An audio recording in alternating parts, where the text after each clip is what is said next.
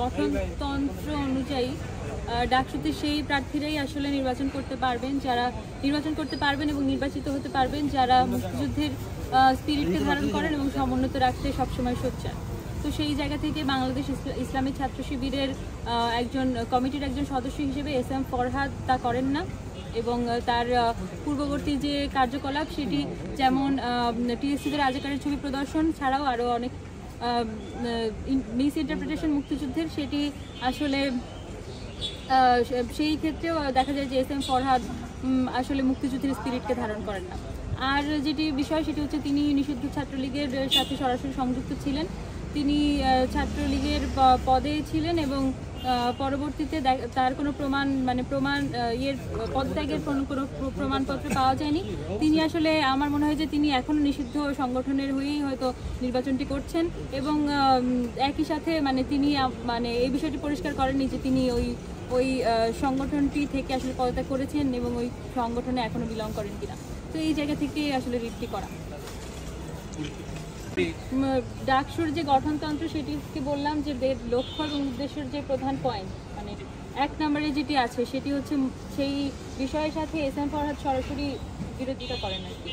তো সেই জায়গা থেকে এবং তার যে পূর্ববর্তী কার্যকলাপ সম্পর্কে আমি জানি, সেই জায়গা থেকেই আসলে তার বিরুদ্ধে রিটটি করা, এবং সবার কার্যকলাপ আমার পক্ষে খবর রাখা সম্ভব না।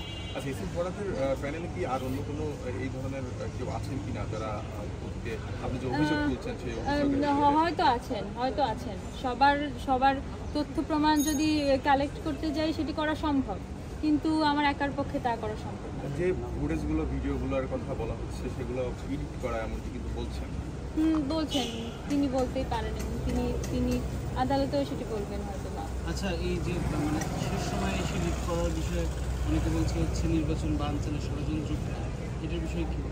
নির্বাচন বানচাল করার জন্য এই কাজটি করা হয়নি। আমরা চাই নির্বাচনটি হওয়া খুবই দরকার। আচ্ছা, এই রিটটি নির্বাচনে কোনো প্রভাব পড়বে কি? নির্বাচনে প্রভাব পড়তে পারে, প্রার্থিতা বাতিল হতে পারে, আবার নাও হতে পারে। এটি নির্বাচনের উপর বড় প্রভাব বলে আমি মনে করি, এবং সবচেয়ে বড় প্রভাব যেটি হবে সেটি হলো বাংলাদেশ বিরোধী যে শক্তিরা আছে তারা আসলে জানবে যে বাংলাদেশের পক্ষের শক্তিরা এখনো অনেক বেশি সোচ্চার।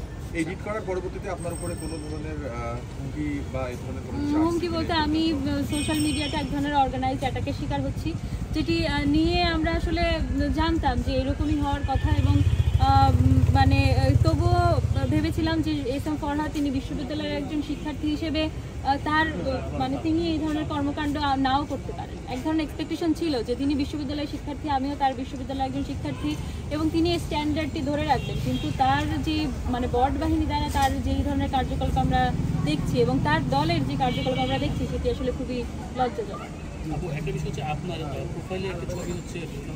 সম্পর্কে বলেছি, ওটি আসলে চারুকলায় তোলা আমার একটি ফটোগ্রাফি। আমি ছবি তুলতে খুব পছন্দ করি, ছবি আঁকি, আমি একজন আর্টিস্ট। তো সেই জায়গা থেকে আমি এটিকে নিজস্ব ইন্টারপ্রিটেশনে এই ছবিটি দিয়েছি, এবং সেই ইন্টারপ্রিটেশন হচ্ছে ছবিটির ওই সময়ের সাথে আমার কাছে মনে হয়েছে খুব যুক্তিযুক্ত ছিল।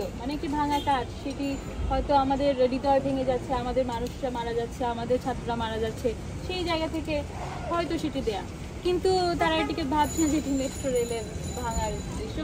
যাই হোক, আমার মনে হয় না যে বট বাহিনীর কাছ থেকে এই ধরনের বুদ্ধি বিবেচনা আশা করা উচিত বা করা যায়, কিন্তু তবুও আমি আমার জায়গা থেকে পরিষ্কার থাকতে চাই এবং আরও বলতে চাই যে কোনো দৈনিক পত্রিকায় এই ধরনের নিউজ ছাপা করা যায় না।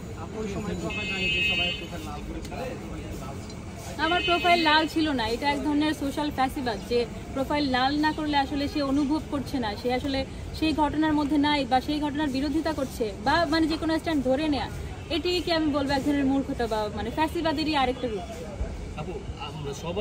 সবাই ঐক্যবদ্ধ হচ্ছে প্রোফাইল যে কর্মসূচি দিয়েছিল, তো সেক্ষেত্রে আপনার জায়গা থেকে ছিল কাছের যে প্রতিবাদটা, এটা কি আপনি ভিন্ন হইতে করেছেন নাকি? নিশ্চয়ই এটি আমার নিজস্ব প্রতিবাদ ছিল, সবার প্রতিবাদই ভিন্ন হয়। আপনার মতো করে আমি ভাববো না, আপনি আমার মতো করে ভাববেন না, সবারই নিজস্ব ইন্ডিভিজুয়ালিটি আছে, নিজস্ব ল্যাঙ্গুয়েজ আছে, এবং আর্টিস্ট হিসেবে আমি নিজেকে আর্টিস্ট বলে দাবি করি, সেই জায়গা থেকে আমার মনে হয় আমার ভাষাটাও ভিন্ন হওয়াটা খুবই দরকারি।